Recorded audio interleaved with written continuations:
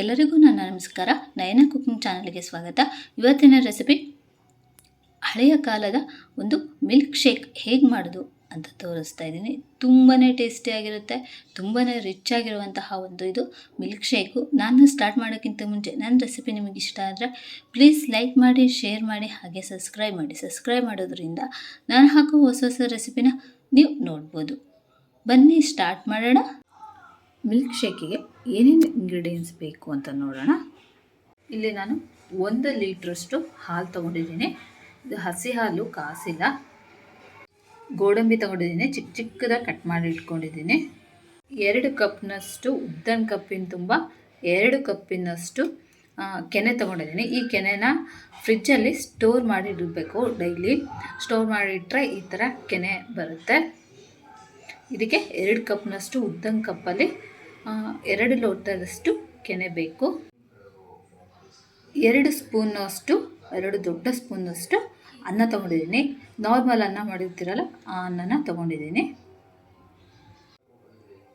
1 bowl ಸಕ್ಕರೆ,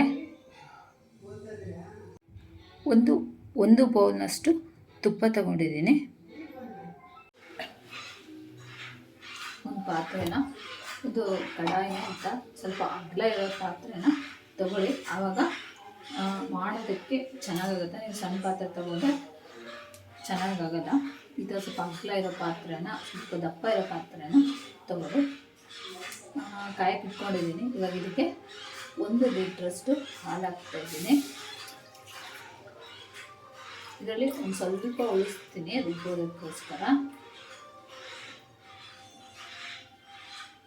ಇದು ಗಟ್ಟಿ ಹಾಕಬೇಕು ಹಾಲು, ಅಲ್ಲಿವರೆಗೂ ಬಾಯ್ಲ್ ಮಾಡ್ಕೋಬೇಕು. ದಪ್ಪ ಆಗಬೇಕು ಹಾಲು, ಸೊ ತಿಕ್ಕಾಗಿ ಬರಬೇಕು ಹಾಲು. ಸೊ ಅಲ್ಲಿವರೆಗೂ ನಾವು ಇದನ್ನು ಬಾಯ್ಲ್ ಮಾಡ್ಕೋಬೇಕಾಗುತ್ತೆ. ನಾನಿಲ್ಲಿ ಆಕಳ ಹಾಲು ತೊಗೊಂಡಿದ್ದೀನಿ. ನೀವು ಯಾವುದಾದ್ರೂ ಹಾಲು ತೊಗೋಬೋದು, ಎಮ್ಮೆ ಹಾಲು. ಒಟ್ಟಲ್ಲಿ ಗಟ್ಟಿ ಇರಬೇಕು ಹಾಲು. ಗಟ್ಟಿ ಇದ್ದರೆ ಹಾಲು ತುಂಬ ಚೆನ್ನಾಗಾಗುತ್ತೆ, ಸೂಪರಾಗಿರುತ್ತೆ ಈ ಮಿಲ್ಕ್ ಶೇಕ್ ಅಂತೂ. ಇದು ಇವಾಗ ಕುದಿಯೋಕ್ಕೆ ಬಿಡೋಣ. ಹೈ ಫ್ಲೇಮಲ್ಲೇ ಕುದಿಸಿ, ಸ್ವಲ್ಪ ದಪ್ಪ ಬೇಗ ಆಗುತ್ತೆ. ನೋಡಿ, ಇದು ಇವಾಗ ಬಾಯ್ಲ್ ಆಗ್ತಾ ಇದೆ. ಎಷ್ಟು ಚೆನ್ನಾಗಾಗ್ತದೆ ಅಂತ ಆವಾಗವಾಗ ತಯಾರ್ತಾ ಇರಿ, ಇಲ್ಲಾಂದರೆ ಸ್ವಲ್ಪ ಇದಾಗುತ್ತೆ.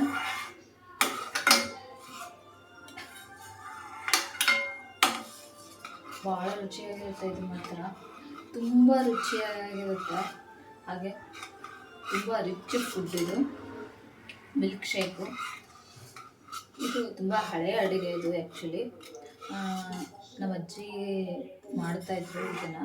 ತುಂಬ ಟೇಸ್ಟಿಯಾಗಿರ್ತಿತ್ತು ಇದನ್ನು ಮಾತ್ರ. ತುಂಬ ರಿಚ್ಚು, ತುಂಬ ಯಾರು ತಿಂದೇ ಇರೋ ಸಹ ಇದನ್ನು ತಿಂತಾರೆ. ಇದು ಸ್ವಲ್ಪ ದಪ್ಪ ಆಗಲಿ.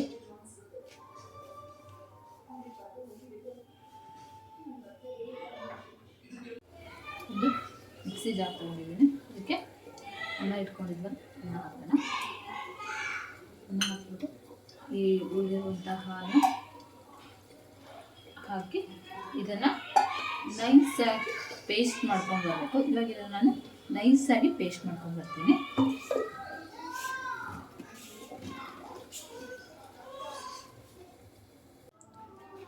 ನೋಡಿ, ಕುತ್ಕೊಂಡ್ಬಂದಿದ್ದೀನಿ. ಈ ಥರ ಪೇಸ್ಟ್ರಿ ಆಗಿರಬೇಕು.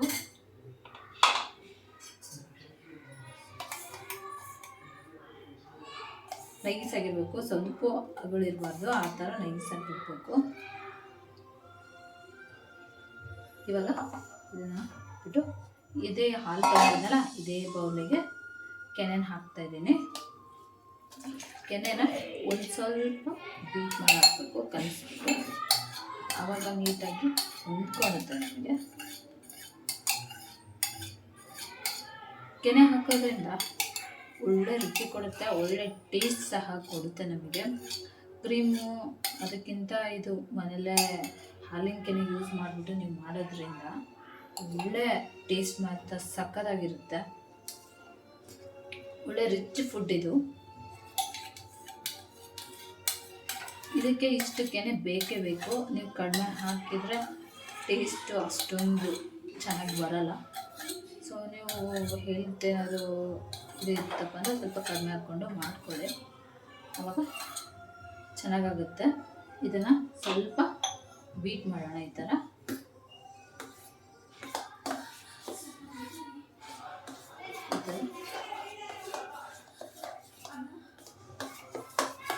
ಒಂದ್ಸಲ ನೀಟಾಗಿ ಈ ಥರ ಮಿಕ್ಸ್ ಮಾಡ್ಕೋಬೇಕು. ಈ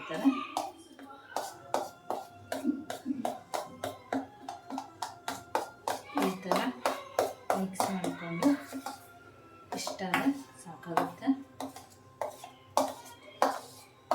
ಈ ಥರ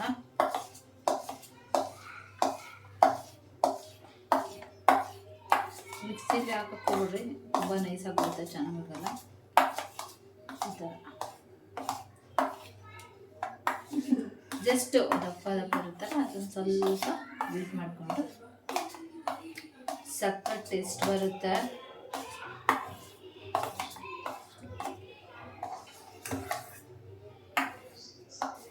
ಈ ಥರ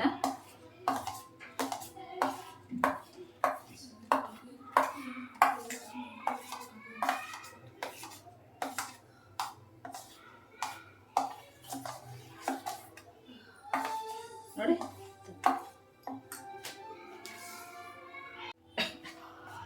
ಇವಾಗ ಇದು ನೋಡಿ ಕುದ್ದಿದೆ ಚೆನ್ನಾಗಿ, ದಪ್ಪಗೆ. ಇವಾಗ ದಪ್ಪ ಆಗಿದೆ. ಇಷ್ಟು 1 ಲೀಟ್ರ್ ಇದ್ದಿದ್ದು ಇವಾಗ ಅರ್ಧ ಲೀಟ್ರ್ ಆಗಿದೆ. ಇಷ್ಟಿದ್ರೆ ಸಾಕಾಗುತ್ತೆ. ಇದಕ್ಕೆ ಇದು ರುಬ್ಬಿಟ್ಕೊಂಡಿದ್ವಲ್ಲ ಇದನ್ನು ಹಾಕ್ತಾಯಿದ್ದೀನಿ. ಇದು ಅನ್ನ ಹಾಕಿಂದೆ ನೀವು ಸಣ್ಣ ಉರಿಯಲ್ಲಿ ಇಟ್ಕೊಂಡು ಕೈ ಆಡ್ತಾನೆ ಇರಬೇಕು, ಬಿಡಬಾರ್ದು. ಬಿಟ್ಬಿಟ್ರೆ ಸೀದೋಗ್ಬಿಡುತ್ತೆ ಕೆಳಗಡೆ, ಅವಾಗ ಚೆನ್ನಾಗಾಗಲ್ಲ ಪಾಯಸ, ಅದ್ರ ವಾಸನೆ ಆಗ್ಬಿಡುತ್ತೆ. ಸೊ ಅನ್ನ ಹಾಕಿದ್ರಿಂದ ಸ್ವಲ್ಪ ದಪ್ಪ ಆಗುತ್ತೆ, ಹಾಗಾಗಿ ಕೈ ಆಡ್ತಾನೆ ಇರಬೇಕು ಬಿಡಲಿಲ್ಲಂಗೆ. ಈ ಸ್ವೀಟ್ ಮಾಡೋಕ್ಕೆ ಸ್ವಲ್ಪ ಪೇಷನ್ಸ್ ಬೇಕು. ಪೇಷನ್ಸ್ ಇದ್ದರೆ ತುಂಬಾ ಚೆನ್ನಾಗಾಗುತ್ತೆ. ತಾಳ್ಮೆ ತುಂಬ ಮುಖ್ಯ ಅಡುಗೆ ಮಾಡಬೇಕು ಅಂತಂದರೆ. ನೀವು ಯಾವುದೇ ಅಡುಗೆ ಮಾಡಬೇಕು ಅಂದ್ರೂ ತಾಳ್ಮೆ ತುಂಬ ಇಂಪಾರ್ಟೆಂಟು. ಇದಕ್ಕೆ ನೋಡಿ ಬೀಟ್ ಮಾಡಿದ್ನಲ್ಲೇ ಅದನ್ನು ಹಾಕ್ತಾಯಿದ್ದೀನಿ.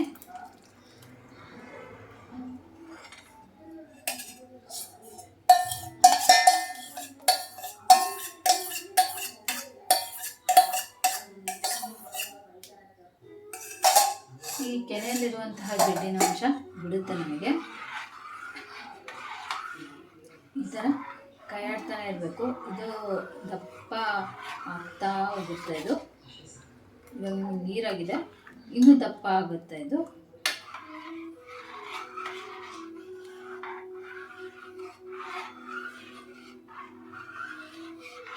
ಈ ಥರ ರೊಟೇಟ್ ಮಾಡ್ತಾನೆ ಇರಬೇಕು.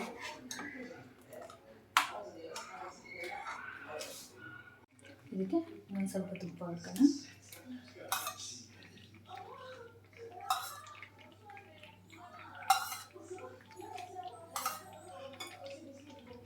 ನೋಡಿ ಇಷ್ಟು ತುಪ್ಪನ ಗೋಡಂಬಿ ಹುರಿಯೋದಕ್ಕೆ ಅದನ್ನು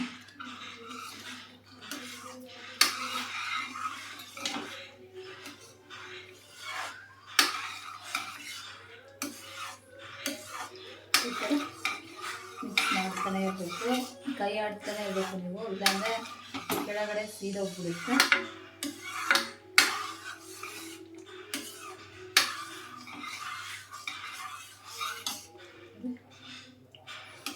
ಎಷ್ಟು ಚೆನ್ನಾಗಿದೆ, ಕಲರು ಸಹ ಚೇಂಜ್ ಆಗಿದೆ. ಎಲ್ಲೋ ಇಷ್ಟವಿಲ್ಲ ಸ್ವಲ್ಪ ನೋಡಿ ಎಷ್ಟು ಚೆನ್ನಾಗಿದೆ ಅನ್ನೋದು.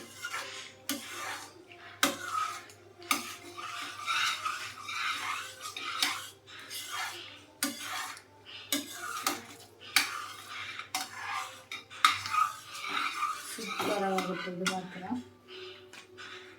ನೋಡಿ ಇವಾಗ ಆಗಿದೆ, ಇಷ್ಟು ಚಿಕ್ಕಾಗಿದೆ ಸಾಕು. ನಿಮಗೆ ಇದು ತಿಕ್ಕಬೇಕಾದ್ರೆ ಇದು ಚಿಕ್ಕಾಗಿ ಮಾಡ್ಕೋಬೋದು. ಇದು ಇವಾಗ ಆಗಿದೆ, ಇದನ್ನು ಆಫ್ ಮಾಡ್ತಾ ಇದ್ದೀನಿ. ಇದು ಆರಿದ ಮೇಲೆ ನಿಮಗೆ ಇನ್ನೂ ಗಟ್ಟಿ ಆಗುತ್ತೆ. ನೋಡಿ ಎಷ್ಟು ಚೆನ್ನಾಗಾಗಿದೆ ಅಂದ್ಬಿಟ್ಟು. ಸೊ ಇದನ್ನು ಆಫ್ ಮಾಡ್ತಾ ಇದ್ದೀನಿ. ಇದಕ್ಕೆ ಗೋಡಂಬಿನ ತುಪ್ಪದಲ್ಲಿ ಹುರಿದ್ಬಿಟ್ಟು ಹಾಕೋಣ. ನೋಡಿ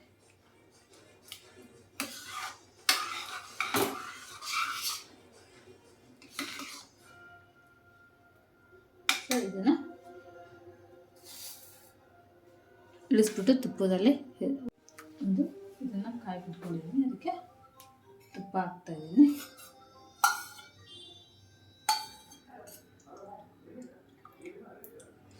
ತುಪ್ಪ ಹಾಕ್ಕೊಂಡು ಇದಕ್ಕೆ ಗೋಡಂಬಿ ಹಾಕಿ ಫ್ರೈ ಮಾಡಬೇಕು. ಗೋಲ್ಡನ್ ಕಲರ್ ಆಗಬೇಕು, ಅಲ್ಲಿವರೆಗೂ ಫ್ರೈ ಮಾಡಬೇಕು. ಈ ಥರ ಹಾಕಿ ಗೋಲ್ಡನ್ ಕಲರ್ ಫ್ರೈ ಹಾಕಿದರೆ ತುಂಬ ಟೇಸ್ಟ್ ಮಾತ್ರ ಸೂಪರಾಗಿರುತ್ತೆ. ಕ್ರಂಚಿ ಆಗಿರುತ್ತೆ ಬಾಯಲ್ಲಿ. ಸೊ ಆ ಟೇಸ್ಟು ಪಾಯಸಕ್ಕೆ ಮಾತ್ರ ಸೂಪರು. ಸೊ ಸಣ್ಣ ಇಟ್ಕೊಂಡ್ಬಿಟ್ಟು ಗೋಲ್ಡನ್ ಕಲರ್ ಬರೋವರೆಗೂ ಫ್ರೈ ಮಾಡಬೇಕು.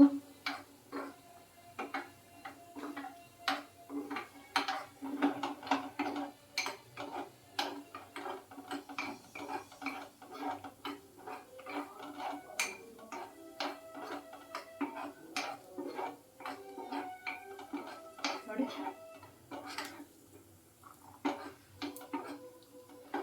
ಎಷ್ಟು ಚೆನ್ನಾಗಿ ಕಲರ್ ಬಂದಿದೆ ಅಂದ್ಬಿಟ್ಟು.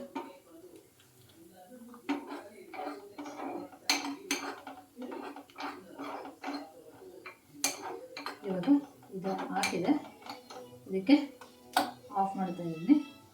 ಮಾಡಿಟ್ಟಿರುವಂತಹ ಪಾಯಸಕ್ಕೆ ಹಾಕೋಣ. ಈ ಪಾಯಸನ ಬಿಸಿದಾಗ ತಿಂದರೆ ಚೆನ್ನಾಗಾಗಲ್ಲ, ಫುಲ್ ಆರಬೇಕು. ಸೊ ಆವಾಗ ಮಾತ್ರ ತಿಂದರೆ ಸೂಪರಾಗಿರುತ್ತೆ. ನೋಡಿ ಹಾಕ್ಬಿಟ್ಟು ಒಂದ್ಸಲ ಮಿಕ್ಸ್ ಮಾಡ್ಕೊಳ್ಳೋಣ.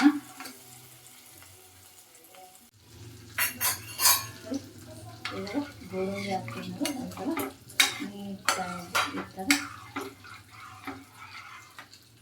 ಮಿಕ್ಸ್ ಮಾಡ್ಕೋಬೇಕು.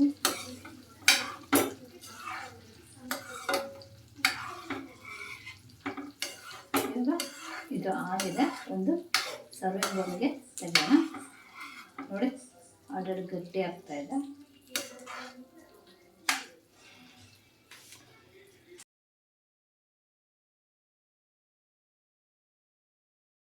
ನೋಡಿ ಎಷ್ಟು ಚೆನ್ನಾಗಿ ಕಾಣಿಸ್ತಾ ಇದೆ ಅಂದ್ಬಿಟ್ಟು. ತುಂಬಾ ರುಚಿಯಾಗಿರುತ್ತೆ, ತುಂಬಾ ಟೇಸ್ಟಿಯಾಗಿ ಸಹ ಇರುತ್ತೆ. ಮಿಲ್ಕ್ ಶೇಕು ಎಷ್ಟು ಚೆನ್ನಾಗಿ ಕಾಣಿಸ್ತದೆ ಅಂದ್ಬಿಟ್ಟು ನೋಡ್ತಾ ಇರ್ಬೋದು. ಸಖತ್ತಾಗಿರುತ್ತೆ ಈ ಮಿಲ್ಕ್ ಶೇಕ್ ಅಂತೂ. ತುಂಬ ರಿಚ್ ಆಗಿರುವಂತಹ ಇದು ಮಿಲ್ಕ್ ಶೇಕು. ತುಂಬ ಟೇಸ್ಟಿಯಾಗಿ ಸಹ ಇರುತ್ತೆ. ನೀವು ಸಹ ಮನೇಲಿ ಒಂದ್ಸಲ ಟ್ರೈ ಮಾಡಿ ನೋಡಿ ಹೇಗಿತ್ತು ಅಂತ ನನಗೆ ಕಮೆಂಟ್ ಬಾಕ್ಸಲ್ಲಿ ತಿಳಿಸಿ. ನನ್ನ ರೆಸಿಪಿ ನಿಮಗೆ ಇಷ್ಟ ಆದರೆ ಪ್ಲೀಸ್ ಲೈಕ್ ಮಾಡಿ, ಶೇರ್ ಮಾಡಿ, ಹಾಗೆ ಸಬ್ಸ್ಕ್ರೈಬ್ ಮಾಡಿ. ಸಬ್ಸ್ಕ್ರೈಬ್ ಮಾಡೋದ್ರಿಂದ ನಾನು ಹಾಕೋ ಹೊಸ ಹೊಸ ರೆಸಿಪಿನ ನೀವು ನೋಡ್ಬೋದು. Thank you.